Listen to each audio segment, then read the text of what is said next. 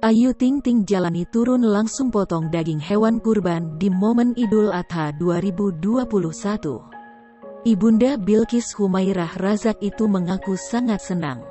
Pedangdut Ayu Ting Ting tampak semeringah dalam menjalani Hari Raya Idul Adha 2021. Pelantun lagu Sambalado itu sempat membagikan suasana hangat saat menjalankan salat Id bersama keluarga. Ayu terlihat anggun mengenakan mukena berwarna putih. Seusai salat Id, Ayu ternyata turun langsung membantu proses pemotongan daging hewan kurban. Hal itu diperlihatkan Ayu melalui unggahan di Instagram. Wanita berusia 29 tahun tersebut tampil sederhana mengenakan kaos putih serta celana panjang bermotif. Sambil duduk di kursi kecil, Ayu pun beraksi. Ia memotong-motong daging hewan kurban.